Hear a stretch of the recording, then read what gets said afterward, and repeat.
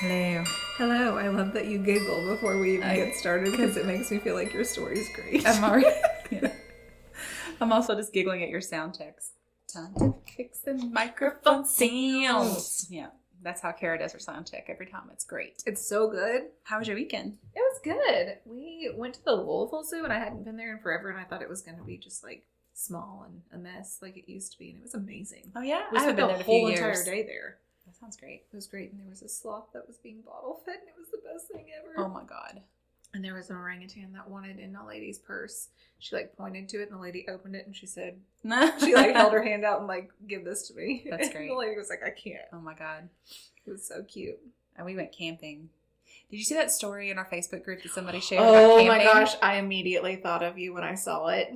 Listen, guys, like she posted this last night, and it was like, hey, don't ever go camping alone. Here's just a reminder that some friend of hers went camping by himself and got murdered by a psychopath. Yeah.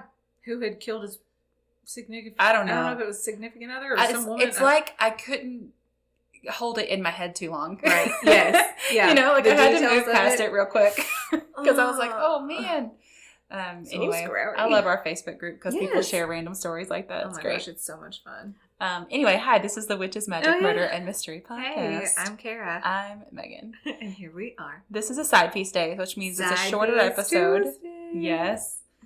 These are the shorter stories that like we don't have enough info on for a full episode on Fridays. So we're going to share these on Tuesdays. And I really love this one I have for you. Oh my gosh, I can't wait. Have you ever been to Hawaii?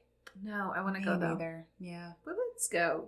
Let's go. Let's go. Let's just we're going to open it up. manifest that Yeah. right now. Mhm. We're going. We're going. That's happening. Yep. Okay. January. Anything else we want to say before we get started? Hey, have you joined the Patreon yet? Yeah. Are you in there? Because I really want to hear what everybody has to say. If you've, Oh my gosh. if you've joined and you've Yes. listened to that very first episode we posted there, I really would like you to leave comments about. I mean, it's such a crazy murder. Yeah. But yeah, really excited. And also, don't forget the podcast store is open. Oh my gosh, yes. All the merch And that you there's- all have been begging us for. Yes, we have lots of podcasts like t-shirts and stuff. And then there's also all kinds of cool witchy stuff that's like from Kara's shop. Yeah. So that's all in there too. So feel free. You can find the link in our Instagram Mm-hmm. link tree. Yeah. Okay. All right. Let's get started. Let's do this. Okay. Oh my gosh, I'm excited. Every year, Uh-huh.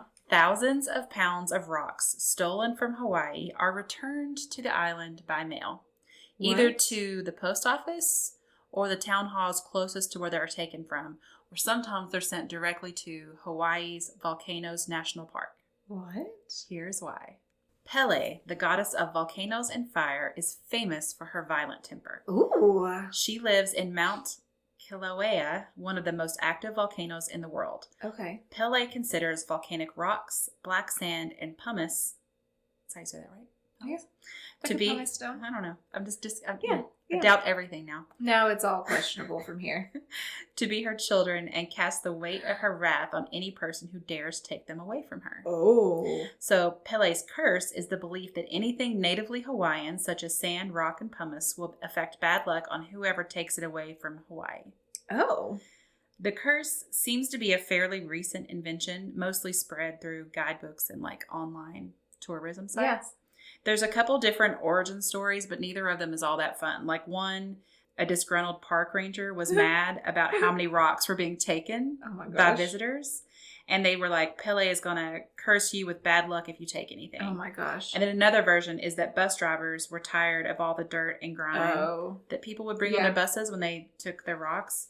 And so they started the story that was like, at the beginning of each tour, they'd be like, hey, don't forget there's this curse. And if you take anything, Pele's going to get you. But also, how are you going to get through customs with that? Like, on your flight, you can't travel with things. Well, it's just a rock. You just stick it in your pocket, really. Well, that's I mean, true. it's just, it That's doesn't true. have to be anything big. Okay. I'm sitting here thinking like a giant chunk of lava. Yeah, like, no, it's more like, you know, when you like go to the beach. Like my daughter just went to the beach and she brought back a bottle of sand. Yeah. Because she was Yeah. and she's hilarious about it. Like, look, here's the beach. Here's the beach, Mom. With all my sand fleas. Yeah, great. So there's been talk about the curse since the late 1940s. Oh. Either way, even though there's nothing all that magical involved, as far as we can tell, Uh-huh. people keep returning their rocks. So this one guy, Timothy Murray of Florida, he'd gone to Hawaii for a new job, and that job fell apart. And so while he was in Hawaii, he went to the Volcanoes National Park, and he loved the black sand so much that he took some home with him. Ooh. Over the next 3 years, like his whole life just like went Fell down apart. the drain. Yeah. Oh my gosh. His pet died. He and his fiance broke up. Oh my gosh. He started drinking. Horrible. And then he was arrested by the FBI for computer copyright infringement. What? And the thing is, the FBI agents that arrested him, they told him that they never arrest people for what he did. They were like, you must have really upset someone. Like Pele. Oh my gosh. There's even this return service at volcanogallery.com, and they have a P.O. box in the town of Volcano to which returns can be mailed. Oh my gosh. So like when people send their rocks back, they usually include a letter that has please forgive me for right. Yeah. And so the stories, those letters, and then the photographs of what's been returned will be posted on the site. It's you can go read it and scroll through it. So often these letters are addressed to Pele herself, and sometimes they can be really specific about what bad luck the person had to deal with. There's a book, it's called Power Stone's Letter to a Goddess. Okay. By Linda Ching and Robin Stevens, and they have copies of letters, and it's just like there's death, divorce, depression, pain, oh my gosh, cancer, car accidents, prison time. Oh my gosh. Yeah. One of them, I thought this one was entertaining. It's like, we won the $600,000 lottery. And I'm like, that's not bad luck. I feel like you misunderstood the assignment. Yeah. But then they said, we would have won $2 million if it wasn't for this.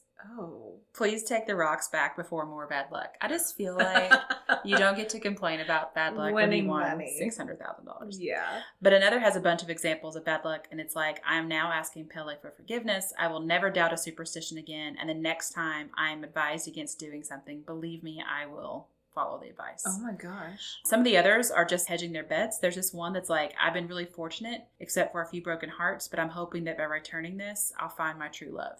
Oh. Like maybe I haven't found love yet because I took this rock. Yeah, because I have this rock. One of the articles I've read interviewed a postmaster, and he was like, oh yeah, every single week I'll get at least one box, and it'll just be addressed to postmaster. Yeah. And there's not a return address, and he knows what it is before he even opens it. He's like, oh, it's going to be more stuff. And he said he was pretty lighthearted about the whole thing, but that some other postmasters don't think it's funny at all. They take it really seriously. And when you think about it, I mean, it is kind of sad. Yeah. Not the $600,000 one. Right. No, they can shove it.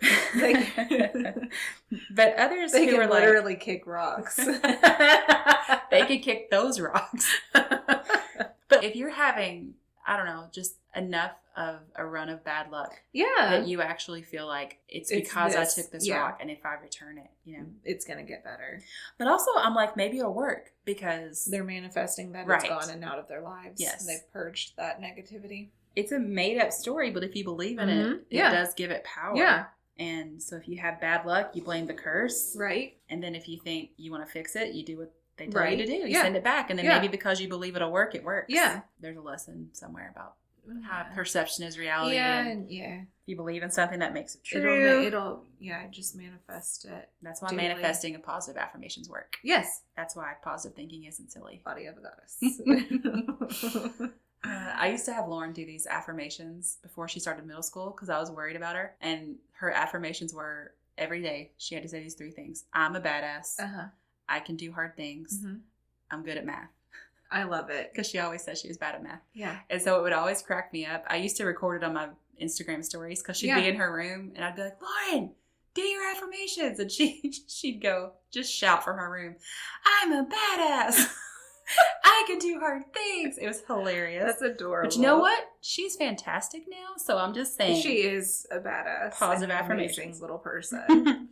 Anyway, so it's normal for people to want to take some kind of souvenir when they visit Hawaii, but Pele's lava Mine would rocks, be like a t-shirt, but sure. I mean, yeah, whatever. Yeah. I feel like a rock wouldn't, but I've never been. Maybe there's something really amazing about like draws lava. You to it. Yeah. Oh. So, but the lava rocks started disappearing at an alarming rate 50 years ago whenever the tourism in Hawaii started to really boom. Yeah. According to the Hawaii Tourism Authority, more than 8 million people now visit the islands every year. Oh my gosh. And it's not like all of them take rocks, but I mean, that's a lot of rocks, though. Right.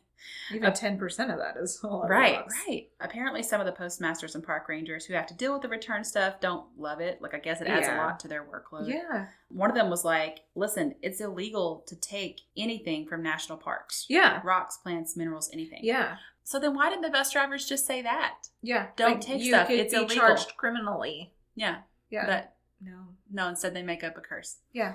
I thought this quote was interesting. It says, when people remove things, they are taking away resources, but also part of the park's story. If you take a lava rock from somewhere specific in the park, even if we return it, the story of thousands of years of geologic events is altered. I just love thinking about that. It's like, like that's lava that landed here after, you know what I mean? Like, and you messed with it. You just moved it from its home. Leave things alone. Yeah. The curse may actually have loose connections to Hawaiian mythologies. According to the director of the University of Hawaii at Manoa's Center for Hawaiian Studies, rocks in Hawaii have their own personalities, male and female, and they don't like to be disturbed. Rocks from the volcano are made by Pele, and they are kapu. I don't know if that's how you say it, but that's probably how you say it. Yeah. That is, they have a kind of sanctity, and it is definitely bad luck to take them away from the volcano. But another woman who's a retired historian from the University of Hawaii, Manoa, said she doesn't think returns are necessary. If you took a stone, she recommends a ceremony rather than sending the rocks back. Just say, release me from this kapu, I oki this, and that means end this. Just let it go. So, if you are one of those individuals that have taken treasures from Hawaii, you don't need to send it back. Don't worry about it. Just do this ceremony. Give it a great little glass case to put it in and put some moss around it and some mushrooms. Just say, release me from this, I end this. Yeah. Perfect. Yeah. Done. Great. And now your life will be better. And you're good. And you're golden. Also, start positive affirmations. Yeah, you are a badass. You can do hard things, and you're great at math. You're great at math. Every single one of you. Every single one of us. That's it. That's our story. I love that. Oh, happy Tuesday. Happy Tuesday, you guys. You can find us on Instagram at Witches Magic Murder Mystery. And gmail.com. Yeah, if you want to send us any stories or anything that you... Listen, every weird story you know. Yeah. Every weird story. Oh, we want to hear all of them. We want to hear witchy, magic, murder, folklore, mystery, the donkey magical. Tree, the one from Springfield. One of my very best friends in the world is from Springfield. She's never told me that story. The alien abduction story from Stanford. I grew up right next to Stanford. No one ever told me that story. Your mom acted like it was nothing. Yeah, at this point, even if you barely know me. Yeah, tell us. If you don't tell me your weird story next time you see me, I'm going to be angry. Yeah, I'll find out. I'm offended. I'm offended. I'll find out. Don't you worry. Don't you worry. You just come up to me and be like, listen, Megan, I know we didn't know each other very well, but I've got this weird story. I've got to tell you this. And I'll be like, you have my attention. Yep, let's go. All right. Thanks, guys. All right, goodbye. Goodbye.